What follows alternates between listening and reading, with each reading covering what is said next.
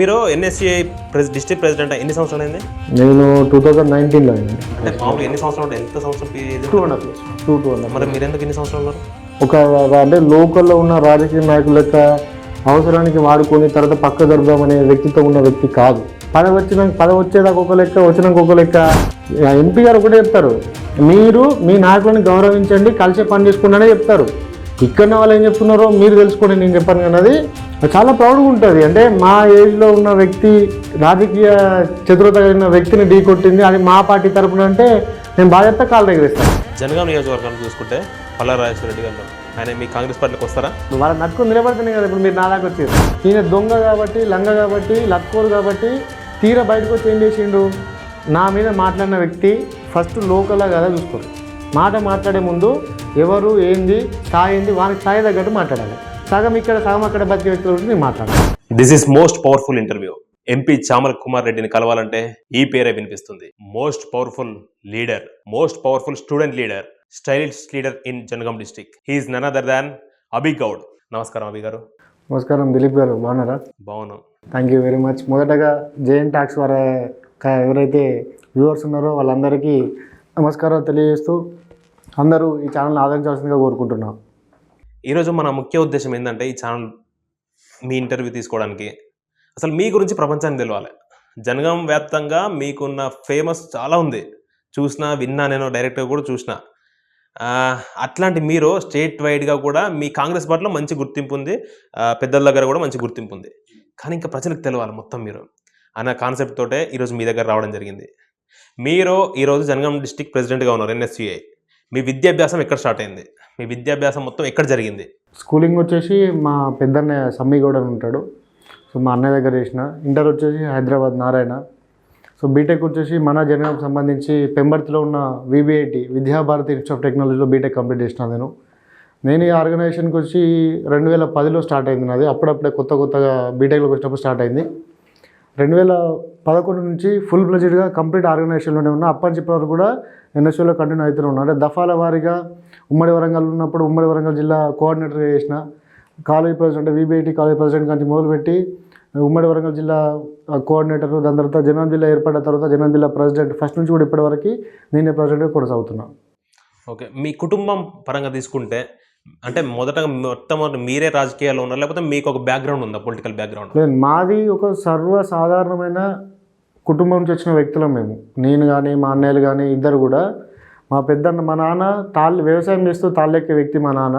మాకున్నది ఒక 2-3 ఎకరాల పొలం ఉన్నది. సో దాన్ని బేస్ చేసుకొని బతికే ఫ్యామిలీ వచ్చింది తప్ప మాకు మా తరతరాలుగా రాజకీయాల్లో ఫ్యామిలీ కానీ అటువంటి వ్యక్తులు కానీ అసలు మా తరంలోనే ఎక్కడా లేరు. మేము కొత్త అంటే మా అన్నయ్య, నేను కానీ మా పెద్దన్న సమ్మిగౌడ్ కానీ మా ఉద్దేశం ఎట్లుంటుంది అంటే మేము కోరుకున్నది 10 మందికి సహాయం చేయాలి. మా వల్లైనంత వరకు ఎంతమందికి వెళ్తే అంతవరకు సహాయం చేసి వాళ్ళకి చేదోడు వారు ఉండాలనే కోరికతోటి రాజకీయాల్లోకి వచ్చినాము. మేము అందరి లెక్క ఏదో ఆశించి అది కావాలి ఇది కావాలి ఉద్దేశంతో అయితే రాలేదు. మేము సమాజ సేవ పట్ల ఒక ఉన్నతమైన ఆలోచన విధానంతో వచ్చినాం. మేము బయటికి మాకు బ్యాక్గ్రౌండ్లో ఎవరు లేరు, ఎవరు కూడా రాజకీయ వారసత్వంతో వచ్చిన వ్యక్తులం కాదు, లేరు.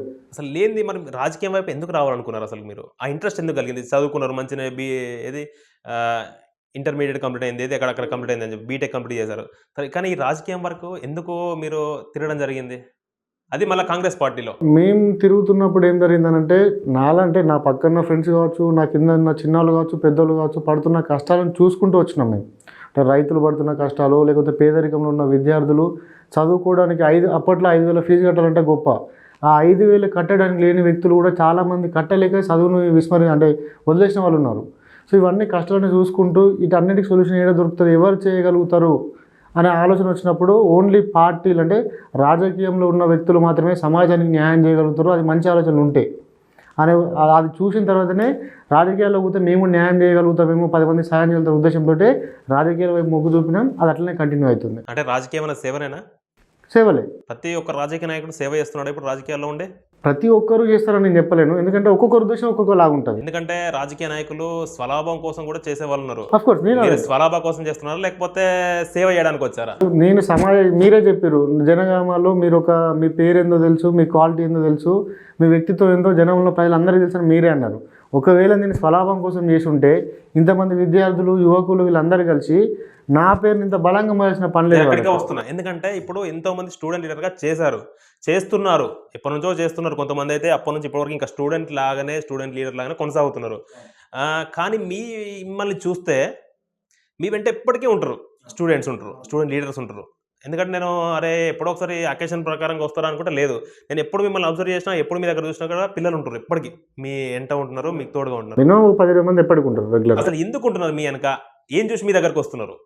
నేను వాళ్ళని చూసుకునే విధానము, దాంతోపాటు సమాజంలో వాళ్ళకి కల్పించే గౌరవము, మరీ ముఖ్యంగా జీవితం యొక్క విలువను తెలియపరుచుకుంటూ రాజకీయాల్లో ఉంటే ఇంతమందికి ఇన్ని రకాల మనం సహాయం చేయగలుగుతాము, ఒకరికొకరు చేయించుకుంటే అందరికీ సహాయం చేయడం ఈజీ అవుతున్న ఉద్దేశాన్ని మా ఉన్న పిల్లలకి నేను చెప్పుకుంటూ వస్తా. మీరు బాగుండాలి, మీతో పాటు సమాజం బాగుండాలి, అందరం బాగుంటేనే దేశం బాగుపడుతున్న ఉద్దేశంతో చెప్పుకుంటా. కాబట్టి వాళ్ళకి ఏ కష్టం వచ్చినా నష్టం వచ్చినా ముందుండే వ్యక్తిని నేను.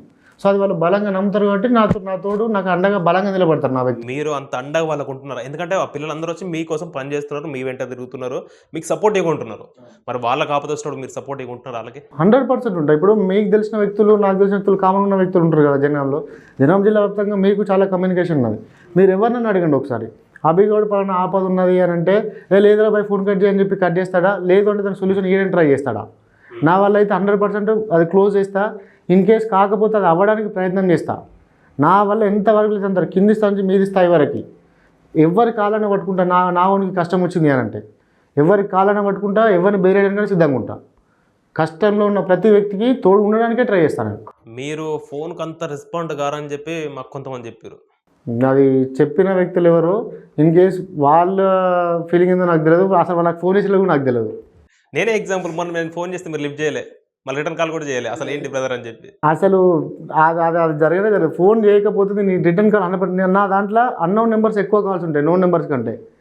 వాళ్ళకి రిటర్న్ కాల్స్ పోయినా లేదా నేను ఒక 100 నెంబర్స్ ఇస్తాను.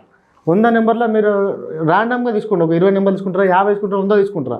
అభిగౌడ్ ఫోన్ చేస్తే రిటర్న్ కాల్ చేసిండా చేయలేదా, విషయం ఏంటని అడిగిందా లేదా, ఒకవేళ విషయంలో క్వాలిటీ ఉండి వాళ్ళు నిజంగానే ఈ సమస్య లేదంటే పలానా ఇష్యూ అని చెప్పి నాకు చెప్పినప్పుడు నేను ఇది ఆఫీస్ పెట్టి దగ్గర 6 years అవుతుంది, ఇక్కడే ఉంది ఆఫీస్. స్టేట్ మొత్తంలో కూడా ఒక ఎన్ఎస్యూ జిల్లా అధ్యక్షులు ఆఫీస్ సపరేట్గా మెయింటైన్ చేసిన చరిత్ర లేదు. నేను జిల్లా అధ్యక్షుడు అయిన తర్వాత లేదు, పిల్లలు ఎందుకంటే పార్టీ ఆఫీస్లోకి పెద్ద ముందు రావడానికి కష్టపడతారు, ఇష్టం ఉండదు కొంతమందికి, అందరూ కూడా ముందుకు రారు. కానీ వాళ్ళ కోసం వాళ్ళ ఇబ్బందులు ఏమున్నా సరే ఉండి తీర్చాలి, వాళ్ళకు ఒకటి సపరేట్ అడ్డా ఉండాలంటే ఏదైనా చెప్పుకోవడానికి వాళ్ళకి సపరేట్గా ఉండాలనే ఉద్దేశంతో నేను ఈ ఆఫీస్ ఏర్పాటు చేసిన. అట్లాంటి వ్యక్తిని వాళ్ళ సమస్యలు తీర్చడానికి ఫోన్ చేసి లేకపోవడం అనేది హైలీ ఇంపాసిబుల్. ఓకే, ఇప్పుడు ఆఫీస్ విషయానికి వస్తే కూడా చాలామంది అసలు మెయింటైన్ కాదు, అసలు ఎవరికి ఉండే మ్యాక్సిమం స్టూడెంట్ లీడర్స్కి. కానీ మీరు ఇలాంటి ఆఫీస్ మెయింటైన్ చేస్తున్నారు, ఎప్పటికీ అందుబాటులో ఉంటున్నా అని చెప్తున్నారు. ఇప్పుడు అంటే అడగొచ్చో లేదో తెలీదు, మామూలుగా విద్యార్థి సంఘ నాయకులకు జస్ట్ వాడికి ఒక ఇద్దరిని తీసుకుపోయి ఒక ఛాయ్ తాగడానికి ఇబ్బంది అనిపిస్తుంది. మీరు కార్లో తిరుగుతున్నారు, ఇంతమంది మెయింటైన్ చేస్తున్నారు, వాళ్ళకు ఏం కావాలో వాళ్ళని చూసుకుంటున్నా అని చెప్తున్నారు. మీకు ఒక విద్యార్థి సంఘ నాయకుడికి ఇన్ని డబ్బులు ఎక్కడివి?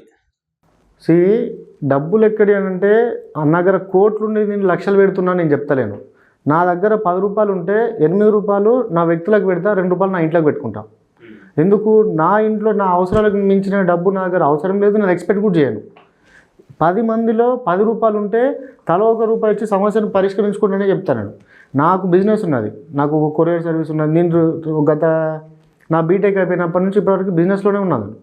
నా దగ్గరకు వచ్చిన నాకు టీ టైం పెట్టినా, నేను ఆ టీ టైంలో వచ్చిన డబ్బులు ఈ డబ్బులు అన్నీ కలిపి ఒక దగ్గర పెట్టుకొని ఎప్పుడు అవసరం వస్తే అప్పుడు వాళ్ళకి వెళ్ళి తీసి ఇస్తా తప్ప నేను స్వతహాగా అంటే వేరేదో చేసి ఇవ్వాల్సిన అవసరం నాకు లేదు. ఇంకోటి ఏంటంటే నాకు బ్యాక్ బోన్గా ఫైనాన్షియల్గా మా పెద్ద ఉంటాడు. నా అన్న నాకు ఈ ఆపద ఉన్నది, నా పిల్లలకి ఈ ఆపద ఉన్నది, నాకు ఈ అవసరం ఉన్నది, సాయం చేయండి అంటే సరే ఒక 50 అడిగిన దగ్గర కనీసం ఓ 20 అని ఇస్తాడు. నేను దాంట్లో అందరికీ సర్దుకుంటా తప్ప మితిమీరిన వ్యవహారానికి పోను. సో అందువల్ల నేను ఎవరికి ఆపద వచ్చినా సరే నాకు వచ్చిన సాయం చేయగలుగుతా. అది ఎందుకంటే విద్యార్థి సంఘ నాయకులు అంటే స్కూల్స్ తోటి కాలేజ్ తోటి మంచి టైప్ ఉంటుంది. అంటే ఏంటంటే చూసే వ్యక్తులు ఇప్పుడు సరే మీరు బిజినెస్ చేస్తున్నారు చెప్పారు, కాకపోతే ఏంటంటే చెప్పడం కాదు, మీరు పోతే కనిపిస్తుంది మీకు. అక్కడ టీ టైం అభిగౌడ్ అని పేరు ఉంటుంది, నా నెంబర్ ఉంటుంది. జనగాంలో 2019లో ఎస్టాబ్లిష్ చేసిన టీ టైం జనగాం జిల్లా వ్యాప్తంగా కూడా ఒక ఛాయలు ఇన్ని రకాలు ఉంటాయని తెలిసిన వ్యక్తులే లేరు. అప్పుడు నేను పెట్టిన, అప్పుడు నాకు వచ్చిన కౌంటర్ దగ్గర 15,000. పర్ డేకి పర్ డేకి ఒక్కరోజు 15,000 సంపాదించాలి. 15,000 రూపాయలు కౌంటర్ అయ్యేది. దాంట్లో ఖర్చులు రూపాయలు నాకు మిగులుతుంది కదా ఖచ్చితంగా. సో దాన్ని బేస్ చేసుకొని ఉన్న డబ్బులు అని చెప్పి ఎట్టే మొత్తం తీసి పంచాం కదా, అవసరం తగ్గట్టే తీస్తారు, నేను అట్లనే తీసుకుంటూ వస్తున్నా అట్లా. ఎందుకంటే ఈ విషయం ఇప్పుడు అదే స్కూల్స్కి కాలేజ్ మంచి టైప్ ఉంటుంది, వాళ్ళతో మంచి సంబంధాలు ఉంటాయి. అట్లాంటిది అంటే అందరికి తెలియాలి, క్లారిఫై కావాలి ప్రతి ఒక్కరికి. అభిగౌడ్ లేదు స్కూల్స్ని కాలేజ్ని బెదిరించి డబ్బులు సంపాదించి ఇట్లా చేస్తున్నాడు అన్న రూమర్ కూడా రావచ్చు. అఫ్ కోర్స్ రావచ్చు కాదు, వచ్చింది. అంటే నేను ఎట్లయితే కష్టపడి పని చేస్తున్నానో నా కష్టాన్ని చూడలేకనో, లేకపోతే నేను చేసే పనుల వల్ల వీనికి పేరు వస్తుందన్న భయమో, లేదా వాళ్ళకి రాజకీయ ఇబ్బంది అవుతుందన్న భయమో, లేదంటే వీనికి మంచి పేరు వస్తారు రేపు పొద్దున మేము ఎక్కడ సైడ్ పోవాల్సి వస్తుందో, ఇది ఎవరు రూమ్ క్రియేట్ చేస్తారు అని అంటే ఎవరైతే పార్టీ కోసము, విద్యార్థుల కోసము, యువకుల కోసము, ప్రజల కోసం కష్టపడిన వ్యక్తులు ఎవరైతే ఉంటారో వాళ్ళు క్రియేట్ చేసే రూమరు. ఇన్ కేసు నేను అదే స్థలంలో ఉంటే జనగామ జిల్లాలో జనగామ టౌన్, నిండే జనగామ టౌన్లోనే కదా, నా voter ID, Aadhaar card, pan card అన్నీ జనగామ టౌన్లో ఉన్నాయి. నేను జనం వదిలి పెట్టిపోయలేదు. ఇక్కడ ఏ స్కూల్కైనా ఏ కాలేజ్కైనా పోండి మీరు, వితౌట్ మై నోటీస్, ఎక్కడికైనా పోండి. అభిగౌడ్ ఏ రోజన్నా వచ్చి మిమ్మల్ని ఒక 5,000 అడిగిండా అని ఎవరన్నా అడిగిండు మమ్మల్ని మేము ఇచ్చినామని ఏ ఒక్కరు చెప్పినా మీరు చెప్పిందని నేను సిద్ధంగా ఉంటా. మీరు దేనికి చెప్పినాడే బెస్ట్ ఎగ్జాంపుల్ చెప్తా. ఇక్కడ ఒక వైష్ణవి స్కూల్ ఉన్నది, అదే దాని దగ్గరికి వస్తాయి. ఇప్పుడు వైష్ణవి స్కూల్ మీద పోరాటం చేశారు మొన్న ఏదో ఒకసారి. ఆ వైష్ణవి స్కూల్ మీద నేను ఫైట్ చేయబట్టి 3 years దాటుతుంది. నేను ఒకవేళ డబ్బులు తీసుకొని కాంప్రమైజ్ అయ్యేది ఉంటే నా రూలింగ్ గవర్నమెంట్లో స్కూల్ని సీజ్ చేపించినదని, నా సొంత డబ్బులు 2-3 లక్షలు ఖర్చు పెట్టుకొని పిల్లలకి అన్యాయం జరుగుతుంది, పర్మిషన్ ఒక స్కూల్ మీద ఉన్నది, డబ్బులు ఒక స్కూల్ మీద తీసుకుంటారు శ్రీ చైతన్య పేరు మీద, ఇది తప్పు అన్యాయం అని చెప్పి రూలింగ్ గవర్నమెంట్ టీఆర్ఎస్ గవర్నమెంట్ ఉన్నప్పుడు వాళ్ళకి సపోర్ట్ చేస్తే కూడా వాళ్ళని కాదని వాళ్ళకి ధీటుగా నిలబడిపోయి స్కూల్ సీజ్ చేయించిన. ఇప్పుడు అదే వైష్ణవి శ్రీ చైతన్య మీద ఉంది, ఆ పేరుతో నడిపిస్తున్నారు అని చెప్పి మీరు అంటున్నారు. ఇప్పుడు దానివల్ల స్టూడెంట్స్కి వచ్చిన నష్టం ఏంది, మీకు వచ్చిన నష్టం ఏంది? దీంట్లో నాకు వచ్చిన నష్టం ఏంటంటే సమాజంలో ఎప్పుడైనా సరే ఓ 10 మందికి సహాయపడే వ్యవస్థ విద్యా వ్యవస్థ, 10 మంది జీవితాలని నిలబెట్టే వ్యవస్థ విద్యా వ్యవస్థ. అలాంటి విద్యా వ్యవస్థను అడ్డు పెట్టుకుని నిలువు దోపిడీ చేస్తుంది వైష్ణవి హై స్కూల్ పేరు మీద శ్రీ చైతన్య. దానివల్ల ఏమవుతుందంటే జనగామ టౌన్లో ఇంతకుముందు 10వ తరగతి చదువున్న పిల్లలకి 10,000, 20,000 రూపాయలు, 30,000 రూపాయలు మ్యాక్సిమం ఉన్న స్కూల్స్ ఎక్కువ. అట్లాంటిది ఈ స్కూల్ వచ్చిన తర్వాత ఎట్ ఏ టైం 50,000 to 60,000 చేశారు ఫీజు. అది ఎవరి పాపం? ఈ స్కూల్ దొంగతనంగా పెట్టిన స్కూల్ పాపం ఇది. వాళ్ళు చేయబట్టి రిమైనింగ్ స్కూల్స్ అన్నీ వాళ్ళకైతే కడతారు, మాకైతే కట్టరా. వాళ్ళకి పర్మిషన్ లేదు స్కూల్కి, వాళ్ళకి ఎందుకు కడతారు, మాకెందుకు కట్టరు, మాకు అన్నీ బాగా చెప్తా. వాళ్ళు ఎక్కడి నుంచి వచ్చి ఇక్కడ స్కూల్ పెట్టి ఇక్కడ పిల్లలు మోసం చేస్తున్నారు. అది నా ప్రాబ్లం. నాకు వాళ్ళతో వచ్చిన అంటే ప్రత్యక్షంగా వాళ్ళకి నాకు వైరం ఏం లేదు. సమాజాన్ని దోపిడీ చేస్తున్నారు. ఒక పేరు పెట్టుకుని ఇంకో పేరు మీద విద్యార్థి దగ్గర లక్షల రూపాయలు ఫీజులు అంటారు, ఎగ్జామ్ ఫీజు అంటారు, బుక్స్ అంటారు, స్టేషనరీ అంటారు, ఇన్ని రకాలుగా ఒక సంవత్సరం పేరు మీద కొన్ని కోట్ల రూపాయలు జనగామ ప్రజల దగ్గర డబ్బులు దండుకుంటున్నారు వాళ్ళు అన్యాయంగా, అక్రమంగా. అది నాకు వచ్చిన బాధ. ఇప్పుడు ప్రెసెంట్ ఆ స్కూల్ మీద పోరాటం చేశారు, సాధించారు. కానీ జనగామలో ఇంకెన్నో స్కూల్స్ ఉన్నాయి, అవన్నీ సక్రమంగా నడిపిస్తున్నారా? ఒకటి దిలీప్ గారు, నేను ఏమంటున్నా, విద్యా వ్యవస్థలో అవకతవకలు లేని స్కూల్స్ కానీ కాలేజ్ కానీ ఉండవు, కానీ మైనర్ ఉంటాయి. కానీ ఇది 100% ఫేక్, 100% ఫేక్. రోజు 60% మంచి ఉన్నది, 40% కన్జంప్షన్ ఎవరైనా ఇస్తారు. పోయిన పైన నడవని లోకల్ పీపుల్ బతుకుతారు. జనగామ ప్రజలకి ఒక 10 రూపాయలు సంపాదిస్తారు, జనం డెవలప్ అవుతుంది. నా ఉద్దేశం రిమైనింగ్ స్కూల్స్ అన్నీ మొత్తం పర్ఫెక్ట్ ఉన్నాయంటే అన్నీ పర్ఫెక్ట్ ఉండదు, నేను కూడా ఒప్పుకుంటుంది. కానీ లోకల్ పీపుల్ బతుకుతారు, తెలంగాణ రాష్ట్ర ప్రజలు బతుకుతారు, జనగామ జిల్లా వాస్తవ్యులు బతుకుతారు. లోకల్లో డెవలప్ అయ్యారంటే జనం డెవలప్ అయినట్టు, జనం డెవలప్ అయితే జిల్లా డెవలప్ అవుతుంది, జిల్లా డెవలప్ అయితే రాష్ట్రం డెవలప్ అవుతుంది. పక్క రాష్ట్రప్పుడు వచ్చి ఈడ స్కూల్ పెట్టుకొని ఇక్కడ ఎట్లా నడిపిస్తారు, ఎట్లా ఊకుంటారు? ఓకే, ఈ విషయం పోతుంది, మొత్తం టైం మొత్తం దీనికే పోతుంది. మీ యొక్క రాజకీయాలు ఇప్పుడు ఈ స్థాయిలో ఉన్నారు, మీ యొక్క రాజకీయ గురువు ఎవరు? నాకు రాజకీయ గురువు అంటే మాజీ ఎన్ఎస్ఏ రాష్ట్ర అధ్యక్షులు బల్మూరు వెంకట్ గారు, దాంతోపాటు మా అన్న అని చెప్పిన సమ్మిగౌడ్. నేను ఆయన చూసి చాలా ఇన్స్పైర్ అయినా. సో పోరాట పటిమలో ఎవరు? సమ్మిగౌడ్ అని మా ఉంటారు. ఇక్కడే ఉంటారా? లేదండి, ఆయన మహబూబ్లో ఉంటారు. నాకు ఇక పోరాట పటిమ రాజకీయంగా కానీ సామాజిక పరంగా నేర్పింది మా వెంకట్ బల్మూరు గారు, ఎన్ఎస్ఏ ఇప్పుడు ప్రస్తుత ఎమ్మెల్సీ గారు. దాని తర్వాత సమాజ సేవ, సామాజిక సేవ, ప్రతి వ్యక్తిని దగ్గరికి తీసుకొని వాళ్ళ సమస్యల్ని భుజం తట్టి తీర్చాలని నేర్పిన వ్యక్తి మా ఎంపీ చామల కిరణ్ కుమార్ రెడ్డి గారు. వీళ్ళే నాకు పూర్తిగా గురువులైనా దేవుళ్ళైనా దైవమైనా నేను కొలిచే ప్రతి అన్నిటికీ వీళ్ళే మూలం. ఇప్పుడు బల్మూరి వెంకట్ మీరు రాజకీయ గురువు అన్నారు. మీరు అంటే స్టార్టింగ్ నుంచి మీకు కాంగ్రెస్ పార్టీయేనా? Starting Congress party. ఏ విధంగా మీరు కాంగ్రెస్ పార్టీని అప్పుడు అధికారం లేదు కదా? కాంగ్రెస్ పార్టీలో ఉన్న విధి విధానాలు సిద్ధాంతాలు సమాజానికి ప్రజలకి సామాన్య ప్రజలకి అణగారిన వర్గాలకి న్యాయం చేసే విధంగా ఉంటాయి. ఎందుకంటే కాంగ్రెస్ పార్టీ అంటేనే ఒక సముద్రంతో పోలుస్తారు. అందులో ఎదగనియర్రా ఇట్లుంటుందిరా కాంగ్రెస్ పార్టీలా, మనం అందులో పోతే అసలు పట్టించుకోరు అనుకున్న సమయంలో అట్లా అదే ఫీలింగ్ ఉంటుంది ప్రతి ఒక్కరికి. అట్లాంటిది మీరు మీకు ఎవరు సపోర్టివ్ మీన్స్ మీకు రాజకీయ ప్రస్థానం ఏం లేదు, మీరు ఓన్గా వచ్చారు. వచ్చిన తర్వాత ఇప్పుడు ఈ స్టేజ్కో ఉండడానికి అంటే బల్మూరి వెంకట్ తర్వాత మీకు పరిచయం అయి ఉంటుంది. స్టార్టింగ్ మీకు పుషప్ చేసింది మా అన్నయ్య, లిటరల్గా మా అన్నయ్య. ఎందుకంటే ఆయన మంచి చెడు రెండు ఆలోచించి ఎట్లుండాలి ఏం చేయాలి అని నేర్పే వ్యక్తి మా అన్నయ్య. దాని తర్వాత చెప్పిన ఇప్పుడు మా వెంకట్ బల్మూరి గారు చాలా పోరాట పటిమ పోరాట స్ఫూర్తితో ఉన్న వ్యక్తి. ఇప్పుడు కాదు, ఆయన నాకు తెలిసి బతుకున్న కాలం పోరాటం చేస్తూనే ఉంటాడు. సో సమాజం పట్ల మంచి గౌరవ మర్యాదతో ఉన్న రాజకీయాన్ని నేర్పే వ్యక్తి కిరణ్ కుమార్ రెడ్డి గారు.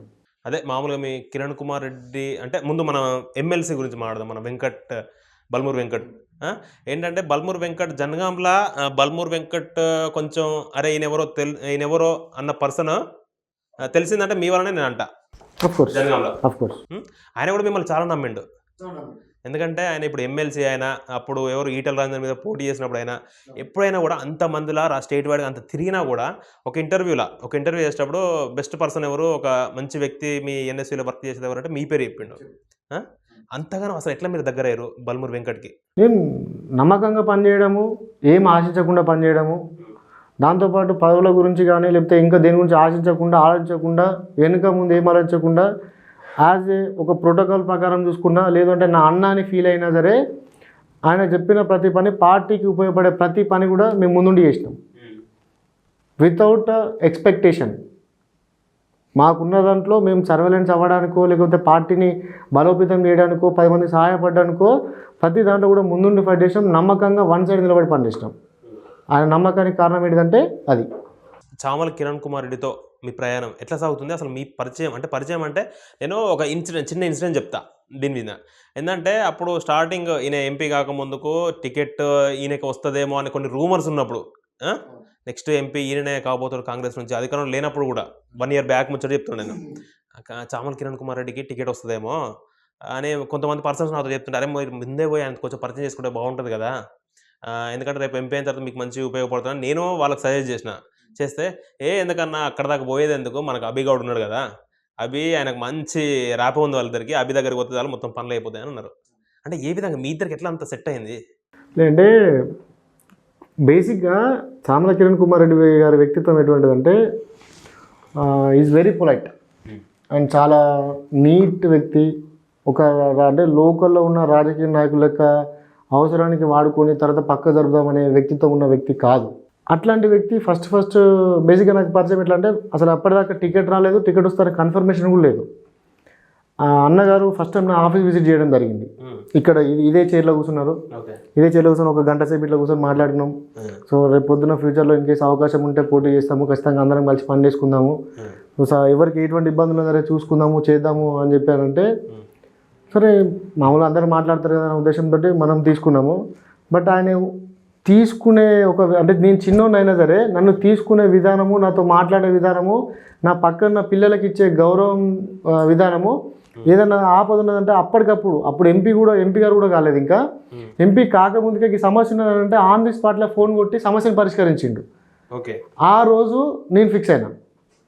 అంటే ఇట్లాంటి వ్యక్తిత్వం ఉన్న వ్యక్తి ఉండాలి సమాజంలో. ఆయన కోసం మనం ఎంత దూరమైనా పోవాలి. ఆయన గెలిస్తే నాలాంటి వ్యక్తులు కాదు, సమాజంలో ఎవరికి సంబంధమైన వ్యక్తులు కూడా బాగుపడతారు, ఏ ఇబ్బంది లేకుండా బతకగలుగుతారని నమ్మకం వచ్చింది. ఆ రోజు నుంచి టికెట్ కన్ఫర్మేషన్ కాకముందుకే నేను కిరణ్ అన్న ఎమ్మటే ఉన్నా, ఆయన నన్ను అదే రకంగా తీసుకున్నాడు. వెంకట్ అన్నకి ఎట్లయితే నమ్మకము అది ఉంటుందో కిరణ్ అన్న కూడా అదే రకంగా ఉంటుంది. సేమ్ ఒక బాండింగ్ అంతే. నా ఓడు అనే బాండింగ్ అన్నకు ఉంటుంది, నా అన్న అనే ప్రేమ నాకుంటుంది. ఎంపీ కాకముందుకు ఎంపీ అయిన తర్వాత మారిండా? లేదు, మీ మీ మీ మధ్యలో బాండింగ్ కానీ మీ మధ్యలో ప్రేమ కానీ అదే కదా లేకపోతే బిహేవియర్ కానీ అస్సలే శ్యామల్ కుమార్ రెడ్డి అప్పుడు ఒక తిరుగుండే ఇప్పుడు ఒక తిరిగి ఉన్నాడు లేదు. అన్నట్టు ఆ కిరణ్ అన్న అప్పుడు ఎట్లున్నాడో ఇప్పుడు అట్లే ఉన్నాడు, ఇక పైన అట్లనే ఉంటాడు. నేను బాగా చెప్తా 100% హార్ట్ఫుల్గా చెప్తున్నా. ఎందుకంటే ఆయన అందరిలాంటి వ్యక్తిత్వం కాదు. పదవి వచ్చేదాకా ఒక లెక్క, వచ్చినాక ఒక లెక్క అన్నట్టు ఉండదు. లేడు కూడా. ఆయన నిలబడడానికి, ఆయన గెలవడానికి భువనగిరి పార్లమెంట్లో ఇంతమందిని తట్టుకొని గెలవడానికి కారణం కూడా ఆయన వ్యక్తిత్వమే. ఆయన అటువంటి అంత మంచి మనసు కలిగిన వ్యక్తి కాబట్టే ఈరోజు ఇంత పటిష్టంగా ఇంకా పబ్లిక్ కూడా ఆయన ఎప్పుడు వస్తాడో ఎప్పుడు కలుద్దామని ఇప్పటికి కూడా వెయిట్ చేస్తున్నారు. ఇప్పటికి ఇప్పుడు జనగాంలో గ్రూప్ రాజకీయాలు ఉన్నాయా? ఉన్నాయి. ఎవరు వర్సెస్ ఎవరు? ఇక వర్సెస్ లేదంటే ఎందుకు, కానీ మా పార్టీ సముద్రం. సో సముద్రంలో తిమింగలాలు ఉంటాయి, చేపలు ఉంటాయి, బుడ్డ వర్గాలు ఉంటాయి. సో ఎవరికి స్థాయిలో వాళ్ళకు ఉంటాయి కాబట్టి ఆటోమేటిక్గా వర్గాలు కూడా కంపల్సరీ ఉంటాయి. సరే, వాళ్ళకైతే వర్గాలు పెట్టుకుంటారు, వాళ్ళ పైన మంచిగా ఉంటారు. కింద ఉన్న కార్యకర్తలకు ఇబ్బంది కదా? చాలా ఇబ్బంది అవుతుంది. ఇబ్బంది అంటే దగ్గరికి పోతే ఈయనకు ప్రాబ్లం, ఈయన దగ్గర పోతే ఆయనకు ప్రాబ్లం అన్నట్టు ఉంటుంది. లేదు, కిరణ్ గారికి ఎటువంటి ఇబ్బంది లేదు. ఎంపీ గారు ఒకటే చెప్తారు, మీరు మీ నాయకులను గౌరవించండి, కలిసే పని చేసుకుంటానే చెప్తారు. ఇక్కడ వాళ్ళు ఏం చెప్తున్నారో మీరు తెలుసుకోండి, నేను చెప్పాను కానీ మా ఎంపీ గారు మాత్రం 100% అందరినీ కలుపుకునే పని చేయండి, కలిసే పని చేయండి అని చెప్తారు. ఒక వర్గాన్ని సపరేట్గా ఏర్పాటు చేసే ఉద్దేశం కానీ, ఒకరిని నాశనం చేసే ఉద్దేశం కానీ ఎంపీ గారికి అసలే లేదు. ఆ మైండ్ సెట్ కాదని. గ్రూప్ రాజకీయాలను ప్రోత్సహించరు. గ్రూప్ రాజకీయాలను కలిసే పని చేయమంటే అవసరమైతే కలుపుతాడు కూడా. మీరు తెలుసుకుంటే ఇప్పటిదాకా జరిగిన పంచాయతీలలో ఎక్కువ మందిని కాంప్రమైజ్ చేసి పార్టీని పటిష్టం చేసుకోవాలి, మనం గొడవలు పెట్టుకుంటే ఏం రాదు అని చెప్పే దాంట్లో మోటివ్ ఉండే వ్యక్తి కిరణ్ అన్న. ఇప్పుడు మీరు NSCI డిస్ట్రిక్ట్ ప్రెసిడెంట్ ఎన్ని సంవత్సరాలు అయింది? నేను 2019లో అయ్యండి. 5 years. ఎన్ని సంవత్సరాలు? ఎంత సంవత్సరం? 2.5 years. 2.5 years. మీరు ఎందుకు ఎన్ని సంవత్సరాలు ఉన్నారు? ఎందుకున్నామనంటే ఇప్పుడు సెలెక్ట్ అయ్యారా లేకపోతే ఎలక్టెడ్? నేను ఎలక్టెడ్ NSCI డిస్ట్రిక్ట్ ప్రెసిడెంట్. మొన్న యువజన కాంగ్రెస్ ఎన్నికల్లో కూడా మీరు నామినేషన్ కూడా వేశారు. మళ్ళీ బ్యాక్ స్టెప్ ఎందుకు తీసుకున్నారు మరి? కారణం ఏంటి? కొన్ని రాజకీయ ఒత్తిడి బట్టి బ్యాక్ స్టెప్ వేయాల్సి. మీరు స్వతహాగా మీరు తీసుకోలేదు అంటే మా ఎమ్మెల్సీ గారు, దాంతోపాటు కిరణ్ గారి ఆదేశాల మేరకే నేను బరిలో ఉండడం జరిగింది. ఇక దాని తర్వాత కొంతమంది మా అంటే లోకల్లో ఉన్న పెద్ద లీడర్లే కొంత ఎంపీ గారి మంచి కదా, సో అట్లా కదా ఇట్లా కదా అని కొన్ని క్రియేట్ చేసి బాగా ఒత్తిడి తీసుకురావడం వల్ల సో కిరణ్ గారు నాకు హామీ ఇచ్చారు, ఎమ్మెల్సీ బల్మూరి వెంకట కూడా హామీ ఇచ్చారు. సరే కడియం శ్రీహరి గారు, యశస్విన్ రెడ్డి గారు, ఝాన్సీ రెడ్డి గారు కూడా మాకు 100% ఫుల్ ప్రెజెడ్గా సపోర్ట్ చేసారు. ఈ రాజకీయ ఒత్తిళ్లు చేపట్టి వాళ్ళు ఒక స్టెప్ బ్యాక్ వేసారు. బట్ వాళ్ళు నాకు హామీ ఇచ్చారు. వాళ్ళ పెద్దరిగా నేను గౌరవించిన ఆ గౌరవాన్ని వాళ్ళు కూడా కాపాడుకుంటారని ఆశిస్తున్నా. మీకు ఏమున్నా సరే మేము ఏంటంటే ఉంటామని చెప్పారు. ఇప్పటికి కూడా మా గన్పూర్ ఎమ్మెల్యే గారు శ్రీహర్ సార్ అయితే 100% మీకు ఏమున్నా సరే నేను ఏం కావాలో సరే చేసి పెడతాను నా వంతుగా, జర ఇది ఒక్కసారి ఒప్పుకోబట్ట అని చెప్పిండు. వెంకటన్న కింద ఎట్లాగో 100% ఫుల్ ప్రెజెడ్గా నాకు సపోర్ట్ చేస్తారు. యశస్విన్ రెడ్డి, ఝాన్సీ రెడ్డి మేడం వాళ్ళు కూడా అరే కష్టపడ్డాడు పిల్లగాడు, ఇట్లా అన్యాయం జరిగింది, సో ఇక్కడ సరే న్యాయం చేయని ఉద్దేశంతో ఉన్నారు. సో వాళ్ళకి అది ఉన్నది. అంటే మన జనగాం జిల్లాలో ఉన్న 3 నియోజకవర్గాలకు ఇప్పుడున్న మన పల్లారాజేశ్వర రెడ్డి గారు తప్పితే మిగతా వాళ్ళిద్దరు కాంగ్రెస్ పార్టీ. వాళ్ళతో మీ బాండింగ్ బాగుందా?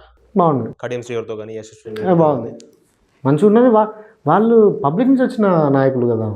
అంటే ఇప్పుడు ఝాన్సీ రెడ్డి మేడం, యశస్వి రెడ్డి మేడం వాళ్ళు ఏంటంటే సరే అంతకుముందు పబ్లిక్ సర్వీస్ చేసిర్రు. వాళ్ళు రాజకీయాలు రావడానికి ముందు నుంచే పబ్లిక్ సర్వీస్లో ఉన్నారు. వచ్చిరు కాబట్టి వచ్చి రాగానే ఒక 20-30 సంవత్సరాలు ఎమ్మెల్యేగా మినిస్టర్ చేసిన వ్యక్తిని ఢీకొట్టగలిగారు. సో అంత ఈజీ కాదు ఢీకొట్టడం అనేది. ఆయనని ఎర్రబెల్లి దాకా రావుని అంత ఒక ఎట్ ఏ టైం వచ్చి షార్ట్ టైంలో కూడా చాలామంది అంటారు వచ్చిర్రు లక్కులా పడ్డారు, అది తప్పు. ఎందుకంటే 30 సంవత్సరాల రాజకీయ చరిత్ర ఉన్న ఒక వ్యక్తిని మహిళ అయి ఉండి వచ్చి ఎట్ ఏ టైం ఫస్ట్ ఛాన్స్లోనే కొట్టేసిందనంటే అంతకుముందు వాళ్ళ బ్యాక్గ్రౌండ్, గ్రౌండ్ లెవెల్ వర్క్, వాళ్ళ కష్టము, వాళ్ళ ఖర్చు అన్నీ ఉన్నాయి దాంట్లో. ఎర్రబెల్లి దయాకర్ రావు అంటే రాజకీయ ఉద్దండుడు, 30 సంవత్సరాల రాజకీయ చరిత్ర అయినది. అట్లాంటి వ్యక్తిని జస్ట్ కేవలం 23 years కలిగిన యశస్విన్ రెడ్డి ఓడగొట్టడం అనేది ఏ విధంగా చూస్తారు మీరు? చాలా ప్రౌడ్గా ఉంటుంది. అంటే మా ఏజ్లో ఉన్న వ్యక్తి ఒక అంత రాజకీయ చతురత కలిగిన వ్యక్తిని ఢీ కొట్టింది, అది మా పార్టీ తరపున అంటే మేము బాధ్యత కాళ్ళు ఎగరేస్తాం. ఎందుకంటే మా పార్టీ వల్ల మేము నెగ్గగలిగినాము, పార్టీ సింబల్ తోటి పబ్లిక్గా పోగలిగినాము. ఇది 50% బలం అయితే 50% బలం వాళ్ళ సర్వీస్. అంటే ఇప్పుడు స్టేషన్ అప్పుడు మీ కాంగ్రెస్కి అంత బలం లేదంటారా? 100% ఉన్నది. ఇప్పుడు కాదు, ఎలక్షన్స్ టైంలో కడియం సార్ గెలిచినప్పుడు టీఆర్ఎస్ పార్టీ నుంచి ఉన్నది. బట్ ఏంటంటే సిఆర్ సార్ కూడా అంతకుముందు ఎన్నోసార్లు ఎమ్మెల్సీ ఉన్నాడు, మినిస్టర్ ఉన్నారు. సో వాళ్ళ సర్వీస్ కూడా కొంత ఉంటుంది కాబట్టి కంపల్సరీ ఇంపాక్ట్ చూపిస్తుంది. ఇక పబ్లిక్లోకి ఇప్పుడు ఎవరైనా పబ్లిక్ ఎట్లా చూస్తారు దిలీప్ గారు? మీరు ఎంత పబ్లిక్ ఉన్నారనే చూస్తారు. మీరు పబ్లిక్ ఎంత దగ్గర ఉన్నారు, మీ దగ్గర ఎంత డబ్బు ఉన్నది, మీరు హెలికాప్టర్లో కూర్చున్నారా లేకపోతే బెంచ్ కార్లో కూర్చున్నది అనవసరం వాళ్ళకి. నేను ఈ వ్యక్తి దగ్గరికి ఎంత దగ్గరికి పోయినా ఆయన ఎంత దగ్గర తీసుకున్నదే పబ్లిక్ అవసరం. అంటే ఇందిరా గారు అట్లా రిసీవ్ చేసుకోలేదా? ఇక మేబీ పబ్లిక్ అట్లా ఫీల్ అయి ఉండొచ్చు. ఎందుకంటే ఇప్పుడు కడియం గారు కాంగ్రెస్ పార్టీకి వచ్చారు. ఇందిరా గారికి చెక్ పెట్టినట్టేనా రాబోయే ఎలక్షన్స్లో కానీ? అట్లుండదు. అట్లని ఎందుకు అనుకోవాలి? ఇప్పుడు ఇందిరా గారు కూడా కష్టపడ్డారు, ఇందిరా మేడం గారు కష్టపడ్డారు, పార్టీ కోసము ఆహర్నిశలు కృషి చేసారు, పార్టీ పటిష్టత కృషి చేసారు. దాన్ని మనం తప్పుపట్టడానికి లేదు. కాకపోతే ఏంటంటే public depends on public mind. Elections అనేది వాళ్ళ మీద ఆధారపడి ఉంటుంది. సో వాళ్ళు కొన్ని రిసీవ్ చేసుకోగలుగుతారు, కొన్ని రిసీవ్ చేసుకోలేరు. వాళ్ళకి ఏం నచ్చిందో ఏం నచ్చలేదు మనం డిసైడ్ చేయలేము కదా. జనగాం నియోజకవర్గాన్ని చూసుకుంటే పల్లా రాజేశ్వరరెడ్డి గారు ఉన్నారు. ఆయన మీ కాంగ్రెస్ పార్టీలోకి వస్తారా? రారు. ఏ రారు అంటే ఇంకా వాళ్ళ ఒకవేళ అట్లా వచ్చిరంటే ఇంకా వాళ్ళ ఇష్టం. అది మేమైతే ఆహ్వానిస్తాం మా పార్టీలోకి రావడానికి. నాకు తెలిసిన ఇన్ఫర్మేషన్ ప్రకారము, ఉన్న అవగాహన ప్రకారం నేను చెప్తాను. ఎందుకంటే ఆయనకి కేసీఆర్కి కేటీఆర్కి దగ్గర కాబట్టి. మన మీ కొండ సురేఖ, మన మంత్రి గారు కొండ సురేఖ గారు చెప్పారు నికార్స్ అయిన టీఆర్ఎస్ వాది అయినా. నేను అదే అంటున్నాను, వాళ్ళకి దగ్గర టీఆర్ఎస్ పార్టీకి మంచి బలమైన నమ్మకమైన వ్యక్తి కాబట్టి రాకపోయి ఉండొచ్చు అనుకుంటున్నాను. బట్ వస్తే మాత్రం వీఆర్ యాక్సెప్టెడ్. ఇప్పుడు ఆయన నాయకత్వంలో ఆయన ఎమ్మెల్యే ఉన్నారు ప్రజెంట్ ఇక్కడ. సాటిస్ఫైగా ఉందా మీకు? అంటే ఆయన ఎమ్మెల్యేగా మంచిగా పనులు చేస్తున్నాడు, లేదు చేయట్లేదు. ఇప్పుడు ఆయన మంచి చేసేది ఉంటే పబ్లిక్ ఇంత మన జనగం ఇంత వెనకబడేది కాదు. టీఆర్ఎస్ గవర్నమెంట్ ఉన్నప్పుడు చేసినా సరే ఆయన టీఆర్ఎస్ గవర్నమెంట్ ఉన్నప్పుడు ఎమ్మెల్సీ, గ్రాడ్యుయేట్ ఎమ్మెల్సీ. ఇక్కడ నిరుద్యోగులకి విద్యార్థులకి ఏం న్యాయం చేసిండు? అప్పుడే చేయని వ్యక్తి, రూలింగ్ గవర్నమెంట్ చేయని వ్యక్తి ఇప్పుడేం చేస్తాడు? చేయనికి ఏం లేదు కదా. అప్పుడు ఆయన చేతిలో ఉన్నది వ్యవస్థ. ఇప్పుడు నిలబడేందుకు జనగం ఎమ్మెల్యేగా ఎమ్మెల్సీ వదిలిపెట్టి టీఆర్ఎస్ గవర్నమెంట్ వస్తాను ఒక అపోహతోటి, నేను మినిస్టర్ అవుతాను ఒక అపోహతోటి నిల్చున్నాడు. బెడ్స్ కొట్టింది. ప్రజలకి టీఆర్ఎస్ గవర్నమెంట్ మీద విరక్తి వచ్చింది. అరే వీళ్ళని దోసుకుంటారు ప్రజల్ని, వీళ్ళని మేము బతకలేకపోతున్నాం, టీఆర్ఎస్ గవర్నమెంట్ వస్తున్న ఉద్దేశంతో మాత్రమే వాళ్ళని తిప్పికొట్టి కాంగ్రెస్కి అధికారం ఇచ్చారు. అప్పుడు వీళ్ళని ఇప్పుడేం చేస్తారు? చేయరు. రాబోయే ఇంకా కొన్ని 4 సంవత్సరాలే ఉంది. మళ్ళీ మీరు అధికారంలోకి వస్తారు లేకపోతే మళ్ళీ ప్రతిపక్షంలో పోవడం? 100% 10 years కాదు 15 years కూడా కాంగ్రెస్ గవర్నమెంట్ వస్తుంది. ఎందుకంటే ఏమొచ్చింది నెగిటివ్? ప్రజల్లో నెగిటివ్ ఉందంటే ఒక్క కేటీఆర్ మాట్లాడేది లేకపోతే హరీష్ రావు మాట్లాడేది ఇవి తప్ప నెగిటివ్ ఫీడ్బ్యాక్ పబ్లిక్లో ఎక్కడో చూపెట్టారు. ఎక్కడన్నా సరే మీరు ఒక్కరు చూపించినా నేను ఒప్పుకుంటాను మీరు అన్న పాయింట్కి. మా గవర్నమెంట్ ఏం తక్కువ వేసింది? ప్రజలకి, రైతులకి, విద్యార్థులకి, యువకులకి, నిరుద్యోగులకి ఏ గవర్నమెంట్ చేయని విధంగా టీఆర్ఎస్ గవర్నమెంట్ 10 సంవత్సరాలు ఉన్నది. ఒక్క 10,000 ఉద్యోగాలు ఇవ్వాలి. ఇచ్చుకున్నది ఏంటి? పోలీసు ఉద్యోగాలు. అది కూడా 10,000 20,000 ఇచ్చారు. కాంగ్రెస్ పార్టీ చేసిందండి మరి ప్రజలకి ఇప్పుడు ఏం తక్కువ చేసిందని మీరు అంటున్నారు. అసలు చేసింది ఏంటి ప్రజలకి ఈ సంవత్సర కాలంలో? సిలిండర్కి సబ్సిడీ ఇచ్చింది, బిల్ 200 రూపాయలు కరెంట్ బిల్లు ఫ్రీ ఇచ్చింది, దాంతోపాటు ఫ్రీ బస్ సర్వీస్ ఇచ్చింది, ఉద్యోగాలు 50,000 ఉద్యోగాలు భర్తీ చేసింది. ఇకపైన భర్తీ చేయడానికి మళ్ళీ మంత్రాలు జరుగుతున్నాయి. ప్రతి మినిస్టర్ వాళ్ళకి సంబంధించిన శాఖలలో చాలా పటిష్టంగా, చాలా పగడ్బందీగా అందరికి పబ్లిక్కి కింది వరకు పోయే విధంగా పనిచేస్తున్నారు. మా కోమటిరెడ్డి వెంకరెడ్డి గారు కావచ్చు, లేకపోతే సీతక్క గారు కావచ్చు, సురేఖమ్మ గారు కావచ్చు, పొన్నం ప్రభాకర్ గారు కావచ్చు, వీళ్ళందరూ కూడా పబ్లిక్లో ఉండి ఒక మినిస్టర్ అనే స్థాయిని మర్చిపోయి కూడా పబ్లిక్లోకి వచ్చి పనిచేస్తున్నారు. ఇప్పుడు రేవంత్ రెడ్డి 1 year పాలనపై మీరు సాటిస్ఫైగా ఉన్నారా? ప్యూర్లీ ఉన్నాం. 100% వీఆర్ వెరీ సాటిస్ఫైడ్. మాతో పాటు మా కార్యకర్తలు, దాంతోపాటు పబ్లిక్ కూడా ఉన్నారు. ఇప్పుడు మీరు చెప్పారు ఎవరు మన కోమటిరెడ్డి గారు సాటిస్ఫైగా ఉన్నారా రేవంత్ రెడ్డి పాలనపై? ఉన్నారు కాబట్టే కదా. ఎందుకంటే డి అన్నట్టు కొనసాగారు వాళ్ళు ఉన్నప్పుడు, కాంగ్రెస్ ప్రతిపక్షంలో ఉన్నప్పుడు. ప్రతిపక్షంలో ఉన్నప్పుడు ఎవరైనా సరే అనరాని మాట్లాడడం మీ రాజగోపాల్ రెడ్డి మాట్లాడడం ఏంటంటే అది పార్టీ పరంగా చూసుకున్నప్పుడు వాళ్ళకు ఉన్న వ్యక్తిగత ఒపీనియన్ ప్రకారం అన్నారు తప్ప ఏదో రేవంత్ రెడ్డి గారిని లేదా పార్టీ నాశించే ఉద్దేశంతో అనలేదు వాళ్ళు. అప్పుడు అన్నారు, ఇప్పుడు కలిసి పనిచేస్తున్నారు. వాళ్ళ సొంత అన్నదమ్ముల కంటే ఎక్కువ వాళ్ళే ఉంటున్నారు. రేవంత్ రెడ్డి గారు కావచ్చు, లేకపోతే కోమటిరెడ్డి వెంకరెడ్డి గారు కావచ్చు, రాజగోపాల్ రెడ్డి గారు కావచ్చు. రేవంత్ రెడ్డి గారు ప్రతి ఒక్కరిని కలుపుకోపోయే వ్యక్తి అని. మీకు రాజకీయంగా దీన్ని పడగొట్టాలరా అని మీ మీద ఎవరైనా కక్ష ఉన్న వ్యక్తి ఉన్నారా?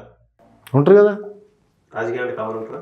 ఉంటారు కదా, ఇక కామన్. ఇప్పుడు వాళ్ళని నట్టుకొని నిలబడితేనే కదా ఇప్పుడు మీరు నా దాకా వచ్చారు. మీరు నా దాకా వచ్చారంటేనే వాళ్ళు నట్టుకొని నిలిచిన అంటే మీరు నా దాకా వచ్చారు, అయితే రారు కదా. సో ఖచ్చితంగా ఉంటారు. కేసీఆర్ పై మీ అభిప్రాయం ఏంటంటే ఆయన 1 ఇయర్ నుంచి అసలు ప్రజల్లోకి ఓడిపోయిన కానీ అసలు ప్రజల్లోకి రాలే. దానిపై మీ మీ యొక్క అభిప్రాయం ఏంటి? ఒక చాతగాని అపోజిషన్ లీడర్, ఉమ్. చాతగాని అపోజిషన్ అంటే అధికారం ఉంటేనే ప్రజలు, ప్రజలు ఉంటేనే అధికారం అనే విధంగా ఫీల్ అయ్యే వ్యక్తి, అధికారంలో ఉన్నా కూడా ఫామ్ హౌస్ తప్ప ప్రజలు తెలియని వ్యక్తి.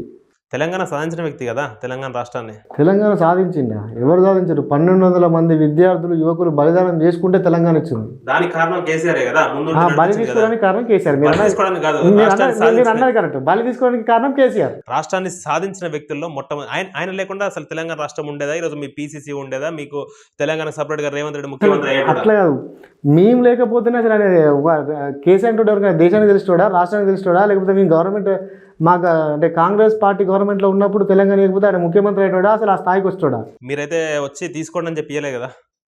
మేము వచ్చి తీసుకోమని ఇచ్చినాం. కాంగ్రెస్ 100% ఈ కేసీఆర్ ఒక్కటి చేయబట్టి రాష్ట్రం ఆగేటట్టున్నది, ఈయన ఏదో రకంగా ఆపాలి, ఈ కేసీఆర్ వల్ల విద్యార్థుల ప్రాణాలు పోతున్నాయి, వీళ్ళ ప్రాణాల కోసం కానీ మనం రాష్ట్రాన్ని చెయ్యాలి అనే ఉద్దేశంతో మేము పక్క రాష్ట్రంలో కంప్లీట్గా పార్టీ నష్టపోయినా ఇక్కడ రాష్ట్రాన్ని సపరేట్ చేసింది కాంగ్రెస్ పార్టీ.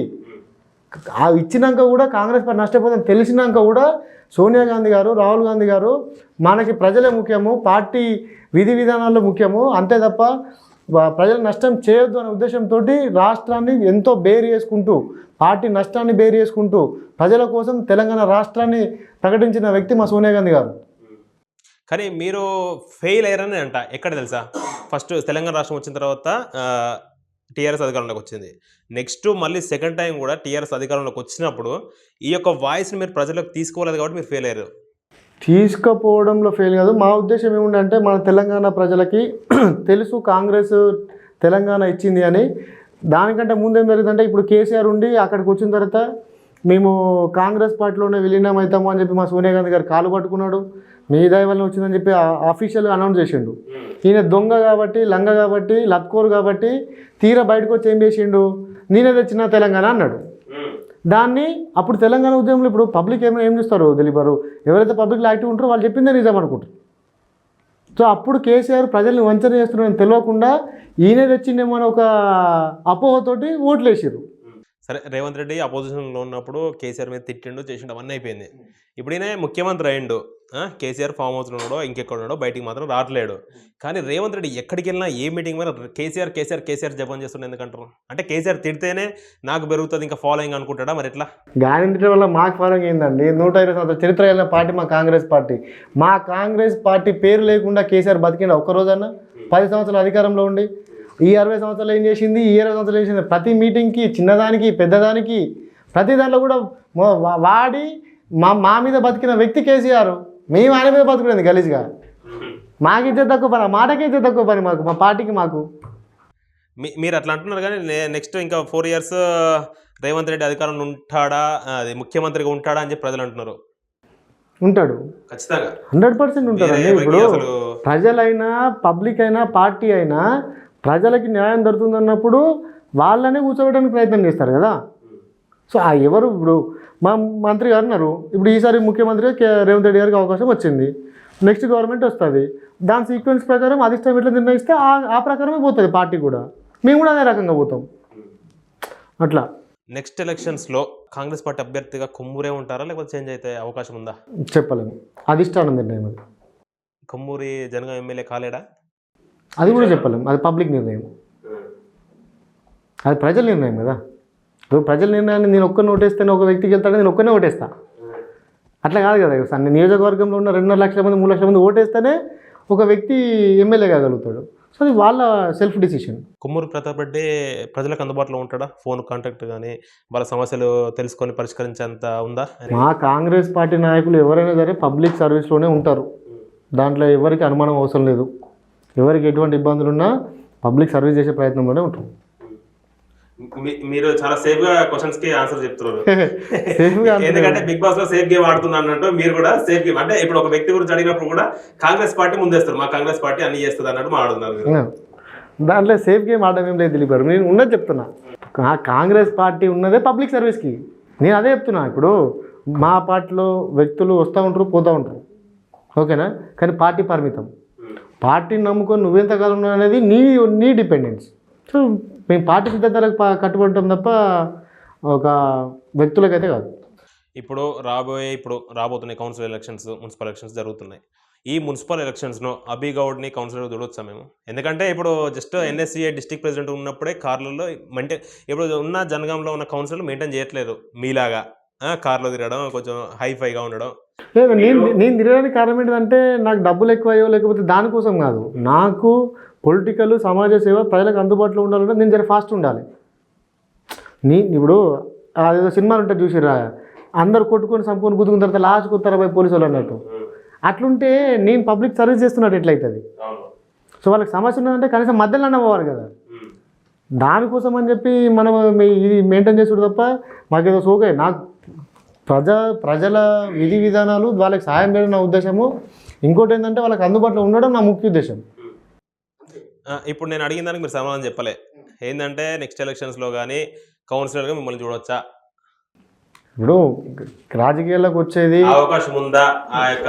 ఖచ్చితంగా మా నాయకులు మాకు అవకాశం కల్పిస్తే మేము ఉంటాం, అట్లేం లేదు. దాంట్లో వెనక్కి పోయే ప్రసక్తి లేదు.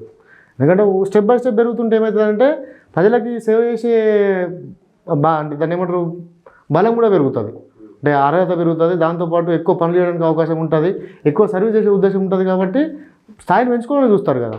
డిస్ట్రిక్ట్ ప్రెసిడెంట్ ఉంటే యూత్కి వీళ్ళకి ఇంత సర్వీస్ చేసినోడిని రేపొద్దున అవకాశం కల్పిస్తే ఇంకెక్కువ సర్వీస్ చేస్తారు. ఇప్పుడు మా కిరణ్ కుమార్ రెడ్డి గారు, మా ఎమ్మెల్సీ బలమూరి వెంకట్ గారు, వాళ్ళ సహాయ సహకారాలతోటి వాళ్ళు ఏం చేయమంటే ఆ చేయడానికి సిద్ధంగానే ఉంటా. మొన్న యూత్ కాంగ్రెస్ ఎలక్షన్స్లో మీ మీద ఒక నెగిటివ్ ఉంది. ఏంటంటే అభి అనే వ్యక్తి లోకల్ కాదు, నాన్ లోకల్ అని చెప్పారు. దానిపై మీ యొక్క కామెంట్? నా మీద మాట్లాడిన వ్యక్తి ఫస్ట్ లోకలా కదా చూసుకోరు ఒకటి. దాని తర్వాత నేను 100% లోకల్ అని చూపెట్టడానికి నా Aadhaar card, voter ID, pan card, even central government ఇచ్చిన పాస్పోర్ట్ నేను జనం వాస్తవ్యాన్ని చూపిస్తాయి. నా గురించి మాట్లాడిన వ్యక్తుల voter ID, Aadhaar card, pan card ఎక్కడ పట్టుకురాలి. మీ మీడియా ముందంటే కూర్చుందాం. ఆ మాట్లాడినోనికి మరి మెదడులో అంటే తలకెళ్ళదా మెదడు లేకపోతే అరికెళ్ళదా చూసుకోవాలి. మాట్లాడే ముందు ఎవరు ఏంది స్థాయి ఏంది వాని స్థాయి తగ్గట్టు మాట్లాడాలి. నా స్థాయి తగ్గట్టు మాట్లాడే వ్యక్తులు ఉంటే నేను ఆన్సర్ చెప్పగలుగుతా. నేను మీకు అన్ని ప్రూఫ్లు ఇస్తా, చూపిస్తా. నా ఈవెన్ బ్యాంకులు ఇంకులు అన్నీ ఉంటాయి కదా, అవి కూడా చూపిస్తా. మరి వాళ్ళు కూడా పట్టుకురాలి. సగం ఇక్కడ సగం అక్కడ బతికే వ్యక్తుల గురించి నేను మాట్లాడా. అక్కడోడు గన్పూరోడు లేకపోతే పాలకుడితోడు ఈడికి వచ్చి అట్లా ఉన్న వ్యక్తుల గురించి నేను మాట్లాడను. వాళ్ళ గురించి మాట్లాడినా వేస్ట్. ఇప్పుడు పర్సనల్గా చూసుకున్నట్లయితే మీ యొక్క ఫ్యామిలీ గురించి, మ్యారేజ్ అయిందా మీకు? లవ్ మ్యారేజా, అరేంజ్డా? ఫ్యామిలీ ఇష్యూస్ ఉంటాయి కదా, ఎవరి వాళ్ళకి ఉంటూనే ఉంటాయి కదా. కుటుంబాలంటే లేకుండా ఉంటాయి. ఎందుకంటే ఈ విధంగా మెయింటైన్ చేస్తున్నావు కాబట్టి ఖచ్చితంగా లవ్ మ్యారేజ్ అని మేము అనుకుంటున్నాం. మెయింటైన్ చేసినందుకు కాదు, అంటే మెయింటైన్ చేస్తున్నా నీ పలుకుబడి బలగం అంటున్నా నేను, నీ యొక్క అందాన్ని మెయింటైన్ చేస్తున్నావు అని చెప్పి అంటున్నాను నేను. అది దేవుడు ఇచ్చిన వరం, అది మా తల్లిదండ్రులు ఇచ్చిన పుట్టుక, దేవుడు ఇచ్చిన వరం. నెక్స్ట్ చూసుకున్నట్లయితే ఐకాన్ స్టార్ అల్లు అర్జున్, ఆయన అరెస్టుపై మీ స్టాండ్ ఏంది? అసలు ఎందుకు అరెస్ట్ చేశారు అల్లు అర్జున్ని?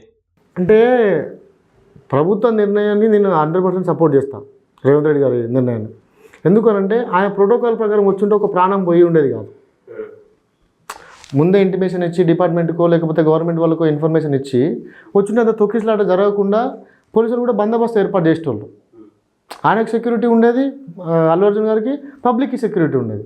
సో సడన్గా వచ్చి చేసేసరికి ఒక ప్రాణం తీసుకున్న వ్యక్తి అయింది కాబట్టి దానికి తగ్గట్టు తప్పు జరిగింది కాబట్టి తప్పు తగ్గట్టు శిక్ష అనుభవిస్తారు అంతే. అంతే తప్ప వెయితా ఏం లేదు. అలా వేరే ఏం లేదు. మా కక్షపూరితలు లాంటివి ఉండవు మా పార్టీలో. కక్ష గట్టి మరి అల్లు అర్జున్ని అరెస్ట్ చేశారు. ఆయన కక్షడానికి ఏమున్నది మాకు. ఎందుకంటే చెప్తా, అల్లు అర్జున్ వచ్చింది సినిమా రిలీజ్ అయినాక వచ్చిండు. ఆమె చనిపోయి ఇప్పుడు ఈ రోజు ఇంటర్వ్యూ జరుగుతుంది, ఈ టైంకి 10 days ఖచ్చితంగా ఆమె చనిపోయి ఇన్ని రోజులు లేనిది. ఆమె చనిపోయి ఇన్ని రోజులకి ఇప్పుడే అరెస్ట్ చేయడానికి కారణం ఏంటంటే మొన్న ఒక ఈవెంట్ జరిగింది పుష్పది. ఈవెంట్ జరిగితే అక్కడ ముఖ్యమంత్రి రేవంత్ రెడ్డి గారు పేరు మర్చిపోయాడు. ఆయన తెలంగాణ రాష్ట్ర ముఖ్యమంత్రి అని చెప్పి పేరేముండే చెప్పి మర్చిపోయాడు. దేశమే గుర్తుపట్టిన వ్యక్తి మా సీఎం రేవంత్ రెడ్డి గారు. అట్లా అల్లు అర్జున్ మర్చిపోయిండు. రేవంత్ రెడ్డి పేరు మర్చిపోయినందుకే రేవంత్ రెడ్డి అరెస్ట్ చేసిండు. ఆయనకి గొంతు తడబడి మాట అయింది తప్ప మర్చిపోయిన ముచ్చట్లేదు. ఆ అన్ని డేస్ గ్యాప్ ఎందుకు వచ్చినట్టే దాని మీద ఎంక్వైరీ ఉంటుంది. డిపార్ట్మెంట్ చట్టం తన పని తను చేసుకుంటూ పోతాను అంటారు కదా. సో ఎంక్వైరీ ఉంటుంది, దాని ప్రకారం ఏం యాక్షన్ ఉండాలో, ఏం సెక్షన్స్ పెట్టాలో. ఒక పబ్లిక్లో ఫెయిత్ కలిగిన వ్యక్తి సడన్గా అరెస్ట్ చేస్తే మళ్ళీ ప్రజలకు ఇబ్బంది కలుగుతుంది కాబట్టి దాని ప్రకారం చేసారు అంతే. అంతే అంటారు. అంతే. అంతకుమించి వేరే దురుద్దేశంతో చేసే పార్టీ కాదు, చేసే వ్యక్తులం కూడా కాదు. తెలంగాణ తల్లి విగ్రహంపై మీ కామెంట్? అసలు మార్చడానికి కారణం ఏంటి? అసలు మారవాలని ఎందుకు అనిపించింది? ఎక్కడ మారింది? తెలంగాణ తల్లే మేము పెట్టిన విగ్రహం. ఎన్ని రోజులు ఉన్నది? ఇందులో టీఆర్ఎస్ పార్టీలు వాళ్ళు స్వతహాగా క్రియేట్ చేసుకొని ఆమె ఆ కవిత అన్నది కదా, తెలంగాణ తల్లి ఎట్లుంటుంది అంటే ఎట్లుంటుంది నాలకనే ఉంటుందని. అది ఎడిట్ చేసి పెట్టారు కదా. ఎవరు ఎడిట్ చేశారు? మీరు కరెక్ట్ ఎడిట్ చేసింది ఏమి ఎడిట్ చేసి ఆ మాట్లాడమంటే ఎడిట్ చేయరు కదా. ఆమె బాధ్యత చెప్పింది తెలంగాణ తల్లి విగ్రహం ఎట్లా అని చెప్పి ఒక ఇంటర్వ్యూలో అడిగితే ఆమె నేను తెలంగాణ ఆడపడుతుంది, నీ ఎట్లుంటుంది తెలంగాణ తల్లి కూడా ఎట్లా ఉంటుంది అంటే నీ లెక్క బంగారం షాప్లో పోయి బంగారాన్ని కొనుక్కొని డబ్బు లేకుండా కేసు పెట్టించారు రకంగా తెలంగాణ తల్లి అంటే. సామాన్య ప్రజలు ఒక పల్లెటూరు మారుమూల గ్రామంలో ఒక ఆడపడుచు ఒక తల్లి ఎట్లుంటుందో ఆ రకమైన రూపం కలిగిన వ్యక్తి తెలంగాణ తల్లి ఇప్పుడు మేము పెట్టింది. ఇంతకుముందు టీఆర్ఎస్ గవర్నమెంట్ పెట్టిన తెలంగాణ తల్లి కాకుండా అంతకుముందు పెట్టిన తెలంగాణ తల్లి విగ్రహాన్ని మేము పెట్టిన తెలంగాణ తల్లి విగ్రహానికి కంపేర్ చేయండి, తెలుస్తుంది కదా మీకు. ఏ విగ్రహం తెలంగాణ తల్లి ఒరిజినల్ రూపము, ఏ విగ్రహం వీళ్ళ స్వతహాగా వీళ్ళు పెట్టుకున్న విగ్రహం అనేది. ఇప్పుడు కేటీఆర్ మాట్లాడతాడు కిరీటం లేదు.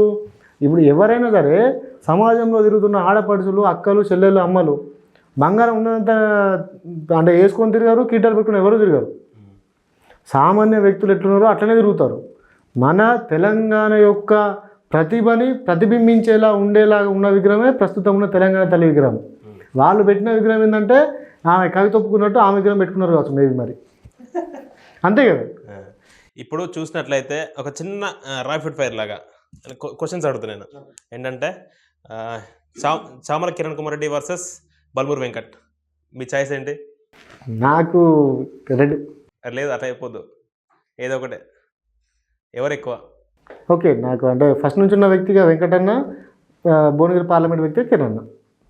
వెంకట్ గారు మీరు ఫస్ట్ ప్రిఫరెన్స్? ఫస్ట్ నుంచి ఉన్న వ్యక్తిగా వెంకటన్న, సో భువనగిరి పార్లమెంట్ వ్యక్తిగా కిరణ్ అన్న. కేసీఆర్ వర్సెస్ కేటీఆర్? ఎవరు కాదు, ఇద్దరు వరస్ట్ పిల్లలు. సమాజంలో చీడపురుగులు వాళ్ళు, తెలంగాణ రాష్ట్రానికి పడ్డ చీడపురుగులు వాళ్ళు. పొన్నాల లక్ష్మయ్య వర్సెస్ కొమ్మూరి ప్రతాప్ రెడ్డి? ఇక అది మా పార్టీ వాళ్ళు కొమ్మూరి ఆబ్వియస్లీ. కడియం వర్సెస్ యశస్విన్ రెడ్డి? ఇద్దరు రెండు కళ్ళ లాంటి వాళ్ళు, రెండు కాన్స్టిట్యున్సీలు మా పార్టీని బలోపేతం కృషి చేస్తున్న వ్యక్తులు కదా. ఒకరు యంగ్ అండ్ డైనమిక్, ఇంకొకరు అధిక మేధావి, అధిక దాని ఎక్స్పీరియన్స్ కలిగిన వ్యక్తి.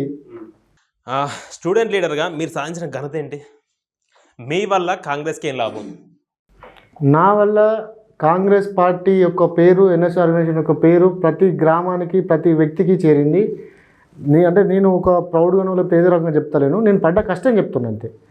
ఎప్పుడు ఎక్కడ లేని విధంగా రాష్ట్రంలో ఎవరు చేయనప్పుడే 3 నియోజకవర్గాల్లో ఉన్న ఎస్సీ, ఎస్టీ, బీసీ హాస్టళ్ళకు పోయి విజిట్ చేయడము, టీఆర్ఎస్ గవర్నమెంట్ విద్యార్థులను పెడుతున్న కష్టాలను చూపించి వాళ్ళకి న్యాయం చేయాలని కొట్లాడిన వ్యక్తిని నేను. లోకల్లో ప్రైవేట్ స్కూల్స్ చేస్తున్న అన్యాయాలను, దోపిడీలను అరికట్టడానికి కృషి చేసిన వ్యక్తిని నేను. దాంతోపాటు ఎంతోమంది విద్యార్థులు ఫీజు కట్టలేని పరిస్థితులు ఉన్నప్పుడు, ఇంకా ఏ రకమైన ఇబ్బందులు ఉన్నా సరే వాళ్ళకి అందుబాటులో ఉండి పనిచేసిన వ్యక్తిని నేను. ఒక 5,000 నుంచి 10,000 మందిని మొత్తం అని చెప్పాను, ఒక 5,000 నుంచి 10,000 మంది ఓట్ బ్యాంకులు ప్రభావితం చేయగలిగే వ్యక్తిగా కాంగ్రెస్ పార్టీకి లబ్ధి చేకూర్చగలుగుతాను. మీరు ఈ క్వశ్చన్ నేను అర్థం అనుకున్నా. అసలు యాక్చువల్గా మీరు ఒక ఇంటర్వ్యూ చూసాను నేను, లాస్ట్ ఇది ఫినిష్ చేద్దామను. ఇంటర్వ్యూలో ఏమన్నారంటే నా ద్వారా ఒక 10,000 ఈ జిల్లా వ్యాప్తంగా 10,000 ఓటు బ్యాంక్ ఉంది, ప్రభావితం చేయగలను అని చెప్పారు. అట్లా చెప్పిన మీరు ఏది మన పాలకుర్తితో మినహాయిస్తే జనగామలో కాంగ్రెస్ పార్టీ ఓడిపోయింది, శేషానపూర్లో ఓడిపోయింది. మరి ఏమైంది మీ ఓట్ బ్యాంక్? అక్కడ నాయకులు కూడా రిసీవ్ చేసుకునేంత ఉండాలి కదా అందరినీ. ఇప్పుడు మీరు ఎంతసేపు ఒక మాట అన్నారు ఏమని, ఇప్పుడు ప్రస్తుతం ఉన్న పార్టీలో రూలింగ్ గవర్నమెంట్లో కార్యకర్తలను ఇబ్బంది పడుతున్నారంటే చాలా ఇబ్బందుల పాలు ఉన్నారు. ఎందుకంటే కొంతమంది నాయకులు పడ్డ కష్టాన్ని, దాంతోపాటు వాళ్ళు చేసిన కృషిని, పార్టీ కోసం కేటాయించిన జీవితాన్ని, కుటుంబాన్ని అన్నీ వదిలేసుకొని ఇంత కష్టపడి పనిచేసినప్పుడు గుర్తించకపోవడం వల్ల చాలామంది ఇబ్బందులు పడుతున్నారు. దాంట్లో నేను కూడా ఒకటి. లోకల్ నాయకత్వం కావచ్చు, కొంతమంది ఉంటారు కదా, అట్లా ఉన్న వ్యక్తులు ఉన్నారు. సో అక్కడ నాయకులు వాళ్ళకి ఇప్పుడు నిలబడ్డలు ఏంటంటే వాళ్ళ విధి విధానాలను అవలంబిస్తారు. మేము ఎట్లున్నా సరే మా పార్టీ కోసం ఎంతవరకు ప్రభావితం చేయాలో అంతవరకు వర్క్ చేసినాము. ఈవెన్ ఇందిరా మేడం గారి ఎలక్షన్లో మేము పోయిన అంతం జరిగిన కార్యక్రమంలో పాల్గొన్నాము. మా ఎన్ఎస్ఓ టీం అందరూ చాలా బలంగా పనిచేసారు.